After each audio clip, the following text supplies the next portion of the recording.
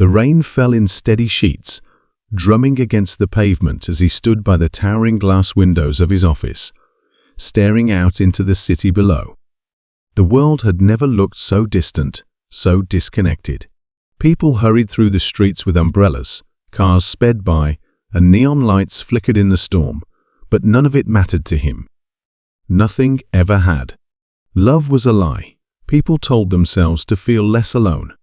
That's what he believed. He had seen it fail too many times, watched people destroy themselves for it. He had built his empire on logic, on control, on never letting emotions cloud his judgment. And yet, for the first time in his life, someone was making him question everything. She was nothing like the women he usually surrounded himself with. She wasn't polished, calculating, or driven by ambition. She had no interest in power or wealth, no desire to impress. She was warm where the world was cold, genuine in a way that made him uncomfortable. He had dismissed her at first, convinced she would fade into the background like all the rest. But she didn't. From the moment they met, she had challenged him. She never hesitated to speak her mind, even when it meant going against him. He had expected her to back down, to walk away like everyone else eventually did. Instead, she stayed, pushing past the walls he had spent years building. And now, he couldn't ignore the truth creeping into the corners of his mind. He was drawn to her in a way that terrified him, but he knew better than to believe in fairy tales. He had seen love crumble, watched it turn people into desperate, broken versions of themselves. He had sworn never to be one of them. So why was he standing here, his heart pounding, thinking of her? He turned away from the window, shaking off the thought. Feelings were dangerous. Attachments were weaknesses. He had everything he needed: power, success, control. He didn't need love, at least. That's what he kept telling himself. But what if, for the first time, he was wrong? The air outside was crisp, carrying the scent of freshly fallen rain. But inside, the atmosphere was tense. He had always believed that love was a distraction, something that clouded judgment and made people weak. He had seen it ruin lives, make people reckless, and drive them to make choices they later regretted. That was why he had always kept his distance, staying focused on his ambitions, never letting emotions take control. But then she appeared. It wasn't supposed to mean anything. She was just another person crossing his path, someone he could ignore like the rest. Yet something about her unsettled him. It wasn't just the way she carried herself, with an air of quiet confidence that contradicted the struggles evident in her eyes. It wasn't just her voice, steady and unwavering, even when the world around her was chaotic. It was something deeper, something that refused to be ignored. Their first meeting had been an accident, one of those random moments in life that shouldn't have mattered. He had been on his way to yet another business meeting, focused as always, when he saw her.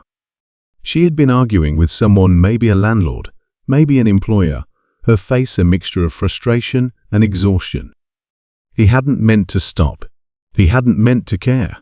But something about the scene made him pause. And that was his first mistake. Because the moment he hesitated, the moment he let curiosity take hold, everything changed. She didn't notice him at first. She was too caught up in her own struggles, her voice laced with frustration, as she tried to reason with someone who clearly wasn't listening. He could tell she was at a breaking point, that she had been fighting too many battles for too long. And for a reason he couldn't quite understand, he found himself wanting to know why. When she finally turned and met his gaze, there was a flicker of something in her eyes: surprise, maybe even defiance. She didn't look away, like most people did when they realized who he was. She didn't shrink under his gaze, or try to impress him with empty words. Instead, she just looked at him, as if daring him to say something, to judge her the way so many others had before. But he didn't, and that was the second mistake, because in that moment, as their eyes locked, something shifted. He didn't believe in love. He didn't believe in fate. But he knew when something was different. And she was different yet, even as the realization settled in. He told himself it didn't matter, he would walk away. He would forget, except deep down, he knew that was a lie. The next time he saw her, it wasn't by accident. He told himself he had no reason to think about her. His life was built on logic, strategy, and control. Feelings had no place in the world he had created for himself. And yet there she was, lingering in his thoughts, as if something about her refused to be ignored. He found out her name before he even realized what he was doing. It was too easy for someone like him. With a few words to the right people, he had everything he needed: where she worked, where she lived, how long she had been struggling. She was a fighter. Life hadn't been kind to her, but she never gave up. That much was clear. She worked multiple jobs, barely making enough to get by, yet she refused to let it break her. He respected that. He admired it, even if he wouldn't admit it to himself. So when he walked into the small cafe where she worked, he told himself it was just curiosity.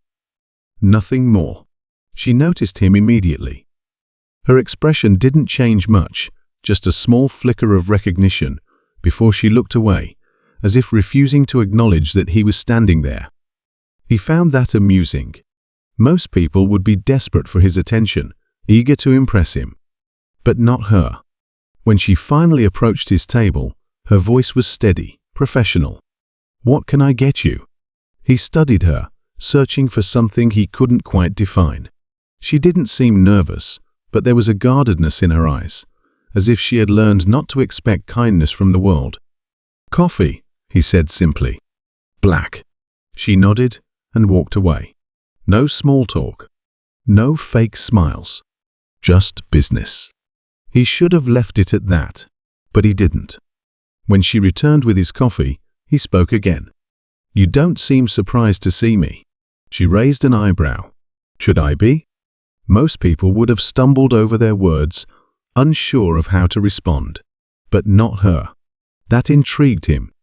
"You didn't even ask why I'm here," he pointed out. She crossed her arms. "I don't need to. People like you don't walk into places like this for no reason." He smirked. "People like me." She let out a breath, shaking her head. "Rich. Powerful. The type who always has an agenda." He leaned back in his chair, watching her. "And what do you think my agenda is?" She shrugged. "Doesn't matter. I'm not interested." Then she walked away. And for the first time in a long time, he found himself genuinely surprised. She wasn't interested. Not in his money. Not in his name. Not in him. That should have been the end of it. But instead, it was only the beginning. He told himself he was done thinking about her, that their brief interaction was nothing more than a momentary distraction. But days passed, and she remained in his thoughts, lingering like an unanswered question. It was frustrating. He wasn't the kind of man who let things or people get under his skin.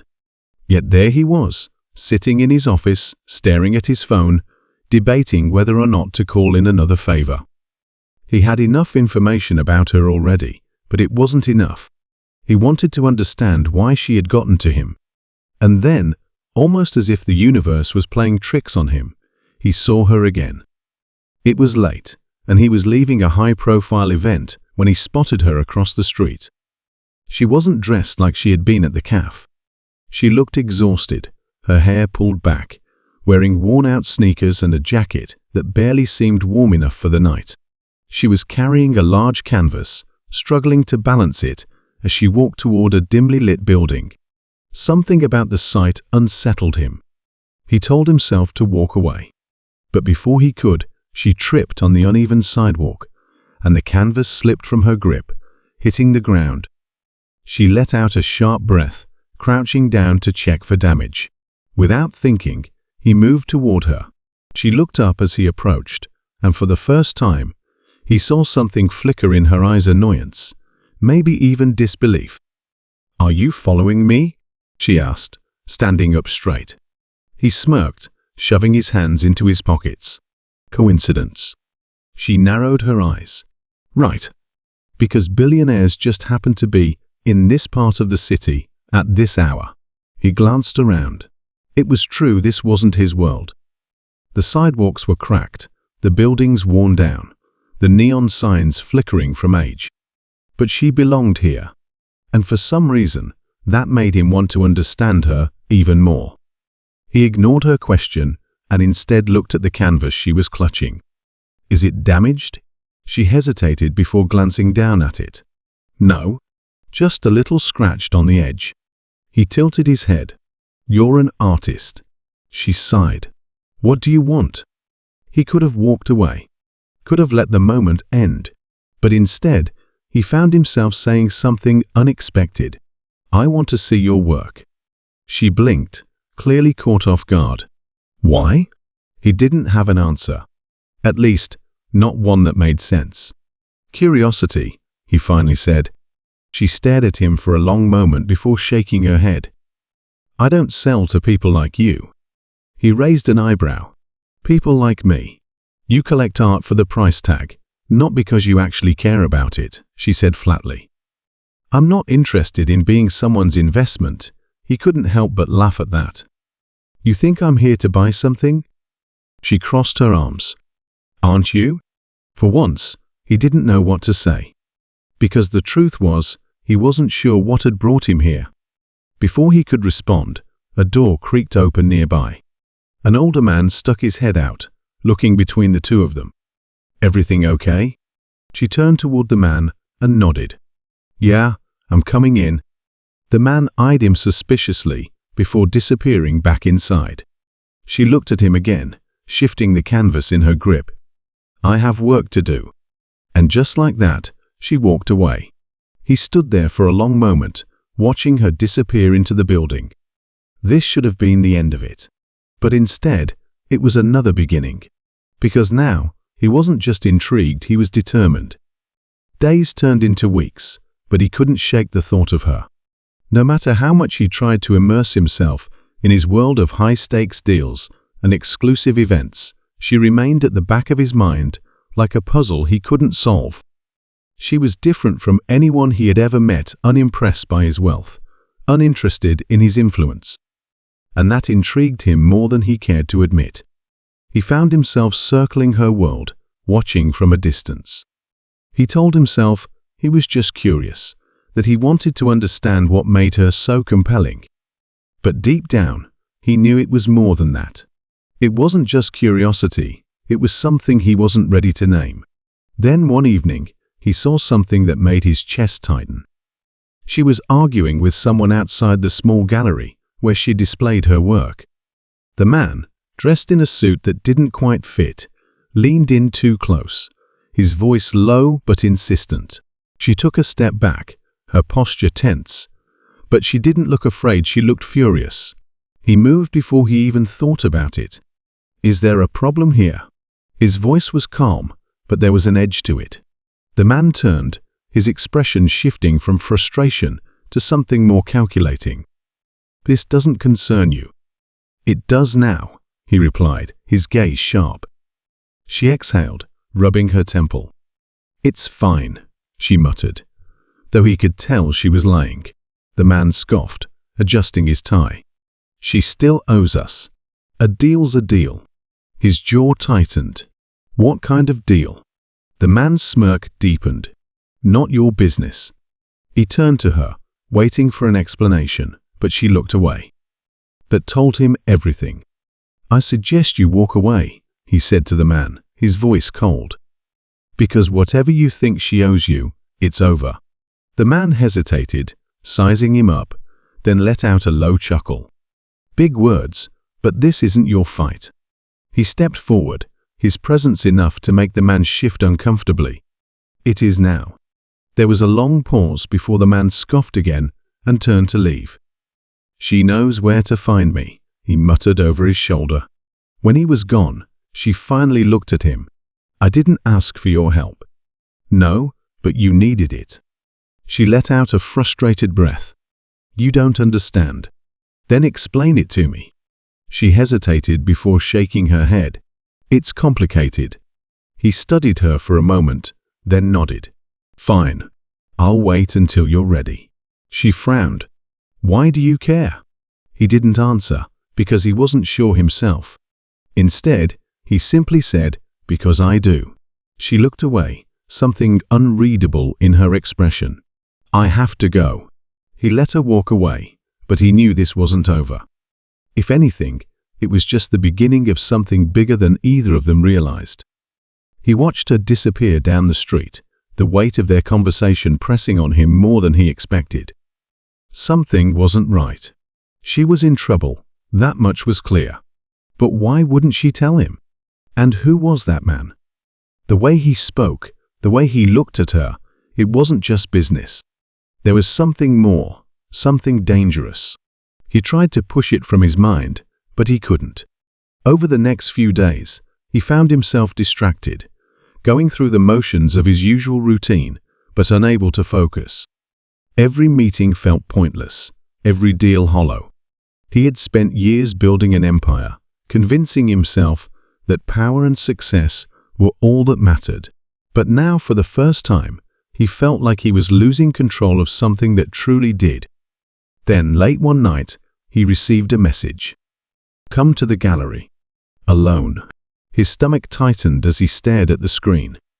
There was no name, but he knew exactly who it was from. Without hesitation, he grabbed his coat and headed out. When he arrived, the gallery was dark, the street empty. He pushed open the door, the bell above it jingling softly. Inside, the air was thick with silence, the dim light casting long shadows across the floor. He stepped forward, his footsteps echoing. Then he saw her. She was standing in the middle of the room, her arms crossed, eyes filled with something he couldn't quite place. Fear? Regret? Or something else entirely? I shouldn't have asked you to come, she said quietly. He studied her for a moment. But you did. She exhaled, glancing toward the back of the room. I need to tell you the truth. Before he could respond, the door behind her creaked open. And then he saw him, the same man from before, but this time he wasn't alone. Two others flanked him, their expressions cold and unreadable. He stiffened, instinctively stepping closer to her. What is this? The man smirked. You should have stayed out of it. She swallowed hard, her hands clenching at her sides. They won't leave me alone. His mind raced, piecing everything together. What do they want? The man took a step forward. Let's just say, she made a promise she couldn't keep. His jaw tightened. A debt? She didn't answer, but the silence was enough. The man's smirk widened. And now, someone has to pay. He didn't hesitate. Then I will. She turned to him sharply. No, you don't understand. He met her gaze, his voice firm. Then explain it to me. Before she could, the man let out a low chuckle. Generous. But this isn't just about money. A chill ran down his spine. Then what is it about? The man tilted his head. Loyalty. Something shifted in the air. A truth neither of them had been prepared to face. And just like that, everything changed. The room felt smaller now, the air thick with tension. He could hear the steady rhythm of his own heartbeat, his mind racing through possibilities. The man in front of him didn't just want money, this was something deeper, something personal. She stood beside him, her breath unsteady, her fingers gripping the edge of her sleeve, as if holding herself together. He had seen her afraid before, but this was different. This was the kind of fear that came from knowing there was no easy way out. The man stepped closer, his voice low but sharp. You think this is just about a debt? You think throwing money at the problem will fix it? He let out a slow, amused breath. No, this is about what happens when someone forgets where they belong. His hands curled into fists. If you have a problem, take it up with me. Leave her out of this. The man tilted his head, his smirk deepening. See, that's where you're wrong. She's always been part of this. She inhaled sharply, her eyes darting toward him. Please, she whispered, don't make this worse. But it was already worse. It had been worse from the moment he walked through that door. And now, there was no going back. The two men flanking the stranger shifted slightly, their presence a silent threat. He wasn't afraid he had faced powerful people before, men who thought they could control everything. But this was different. This wasn't a business deal. This was personal.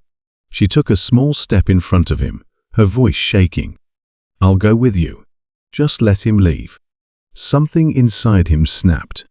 "No," he said firmly. "That's not happening." The man raised an eyebrow. "You really think you have a choice?" He didn't answer. Instead, he reached for his phone, his movements calm and deliberate. The man's smirk faltered for the briefest second. "Do you know who I am?" he asked quietly. "Do you have any idea what I can do with one call?" The man stiffened, the amusement in his eyes flickering into something else, something colder. "You're playing a dangerous game," the man murmured. "So are you," he replied. The silence stretched, heavy and unspoken words filling the space between them. Then, the man let out a slow breath and took a step back. "Fine," he said, his voice sharp. "Walk away. But remember this, she was never yours to save." The words sent a chill down his spine, but he didn't give them the satisfaction of a reaction. Instead, he took her hand, his grip steady, and pulled her toward the door. For a moment, it felt like they wouldn't let them leave. The weight of unseen threats lingered in the air, thick and suffocating. But then, the door opened and the night swallowed them whole. She exhaled shakily, her fingers still wrapped around his. "You shouldn't have done that," she whispered. He glanced down at her, his voice steady. "I couldn't have done anything else." But even as they stepped into the cool night air, he knew it wasn't over. Not yet. They walked in silence, the weight of everything that had just happened pressing down on them. The city lights flickered above, casting long shadows on the empty streets. He kept her hand in his grip steady, reassuring. But he could feel the tension in her fingers, the way she held on just a little too tight, as if she were afraid of what would come next. She glanced up at him, her voice quiet. "What now?" He didn't have an answer. For the first time in his life, he wasn't sure what the next step was. He had spent years building a world where he controlled everything, where no one could hurt him or the people he cared about. But now, that illusion had been shattered. "We keep moving," he said finally. "We figure it out." She sighed, rubbing her temple. "They're not just going to let this go. You know that, right?" He did. And that was the problem. The man they had faced wasn't the kind of person to walk away quietly. He had made a threat, and threats like that didn't just disappear. They reached his car, and he opened the door for her. She hesitated for a second before sliding into the seat. As he rounded the car and got in beside her, he could see the conflict in her eyes. She was scared, but more than that, she was exhausted. He started the engine, the hum of the car filling the silence. "We're not going back to your place," he said. She didn't argue. She knew as well as he did that it wasn't safe. They drove for a while, the city slowly fading behind them. The streets turned quieter, the lights dimmer. It wasn't until they reached the outskirts, where the air was clearer and the buildings were farther apart, that he finally pulled over. She turned to him, her expression guarded. "Where are we?" "Somewhere safe," he said simply. She exhaled, leaning back against the seat. "I don't even know what safe means anymore." He looked at her then, really looked at her. She had been through so much, and yet she was still here, still fighting. He reached out, gently brushing a strand of hair from her face.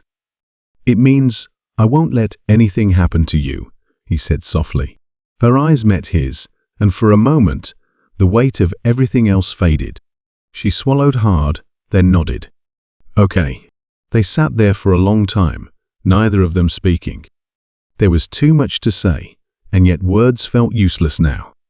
Eventually, she closed her eyes, her breathing evening out.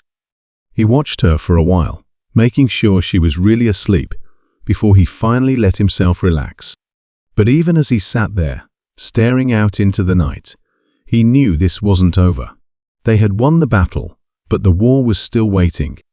And when it came, he would be ready. Because he had something to fight for now. Something worth protecting. And he wasn't going to lose.